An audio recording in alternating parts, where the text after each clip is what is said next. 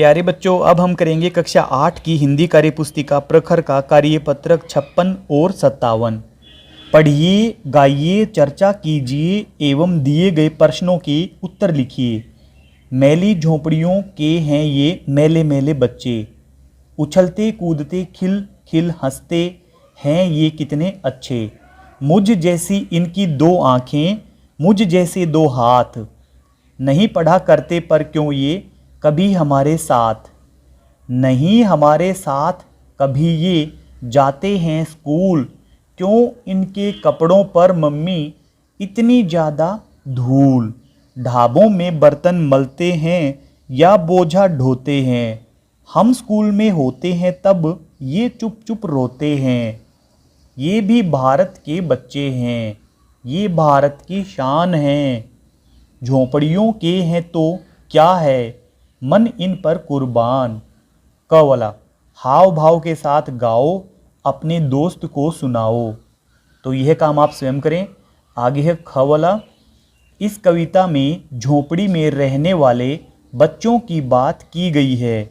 इस कविता को पढ़कर इसे अपने शब्दों में कहानी की तरह लिखिए। तो जैसे पहली लाइन थी, मैली झोंपड़ी के हैं ये मैले मैले बच्चे, तो यहाँ पे हम लिखेंगे एक बस्ती में कुछ छोटे छोटे बच्चे रहते थे। वे मैली झोंपड़ियों में रहते थे, लेकिन वे हमेशा उछलते कूदते खेलते और खुश रहते थे। क्योंकि ऊपर लिखा हुआ था ना कि उछलते कूदते खिल खिल हंसते हैं ये कितने अच्छे। ये भी हमारी तरह हैं, दो आँखें और दो हाथ।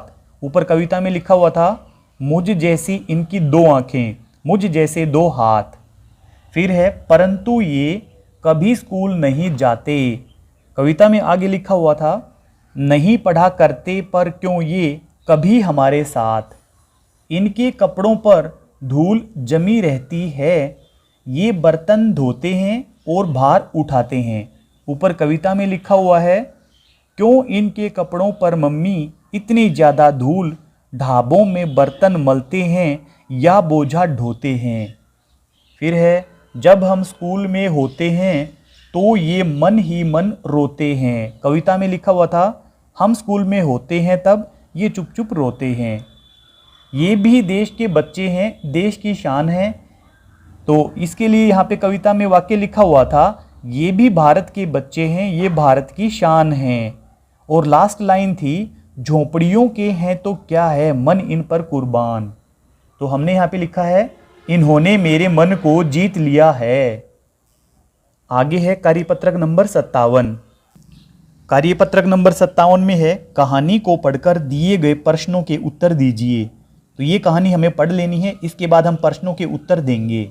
पहला प्रश्न है सफ़ेद रंग के भालू कहाँ पाए जाते हैं और इन्हें दूसरे किस नाम से जाना जाता है। तो यहाँ पे बता रखा है ये भालू बर्फीले प्रदेश में पाए जाते हैं, इन्हें पोलर बियर भी कहा जाता है। तो हम लिख देंगे ये भालू बर्फीले, ये भालू बर्फीले प्रदेश में पाए जाते हैं, पाए जाते हैं। इन्हें दूसरे किस नाम से जाना जाता है, इन्हें पोलर बियर भी कहा जाता है, इन्हें पोलर बियर भी कहा जाता है, भी कहा जाता है। फिर है दूसरा सफ़ेद भालू की त्वचा होती है। तो यहाँ पे बता रखा है सफ़ेद भालू की त्वचा मोटी होती है, मोटी शब्द हम यहाँ पे मोटी भरेंगे। फिर तीसरा है इसमें सोने और खाने के शौकीन होते हैं। तो यहाँ पे भालू होते हैं कि मदारी, यहाँ पे बता रखा है भालू सोने और खाने के शौकीन होते हैं, तो यहाँ पे भरेंगे भालू। भालू फर्स्ट पे राइट कर देंगे। फिर चौथा, किस कारण से भालुओं की संख्या कम होती जा रही है? तो यहाँ पे बता रखा है भूमंडलीकरण, ऊष्मीकरण की वजह से इनकी संख्या कम होती जा रही है। तो यही वाला कारण हम यहाँ पे बता देंगे, भूमंडलीकरण, भूमंडलीकरण, ऊष्मीकरण, ऊष्मीकरण यानी कि ग्लोबल वार्मिंग। फिर प्रश्न नंबर 5 है, भालू के स्वभाव की विशेषताओं के बारे में लिखिए। भालू की नज़र बहुत तेज होती है। भालू की नज़र तेज होती है, तेज होती है।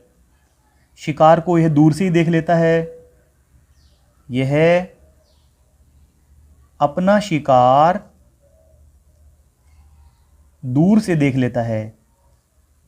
यह अपना शिकार दूर से देख लेता है। फिर ऊपर बताया था कि यह खाने और सोने के शौकीन होते हैं। यह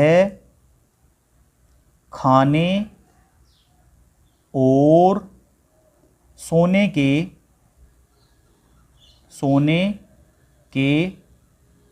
शौकीन होते हैं, शौकीन होते हैं।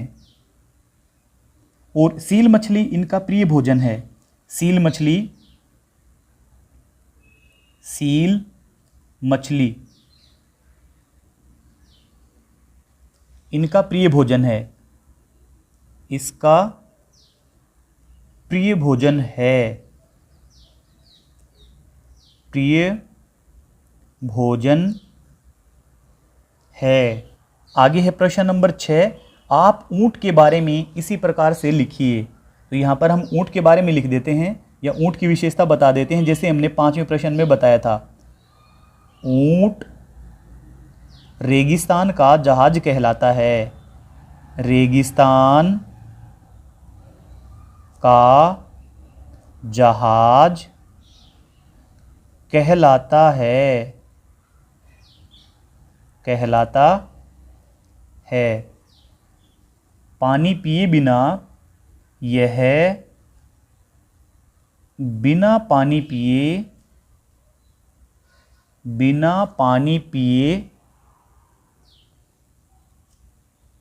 कई दिनों तक रह सकता है, कई दिनों तक रह सकता है। कई कई दिन तक पानी नहीं पीता है, एक बार में इकट्ठा ही पानी पी लेता है। यह रेत में बहुत तेजी से दौड़ लेता है। यह रेत में बहुत तेजी से दौड़ लेता है, दौड़ लेता है। इसकी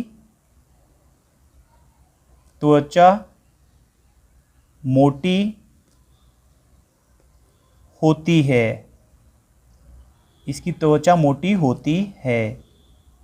अगर आपको हमारी वीडियो अच्छी लगती है तो चैनल को सब्सक्राइब करें और वीडियो के डिस्क्रिप्शन में जाकर या चैनल की प्लेलिस्ट में जाकर आप हिंदी, गणित और अंग्रेजी तीनों विषय की वर्कबुक का पूरा हल देख सकते हैं। Thank you.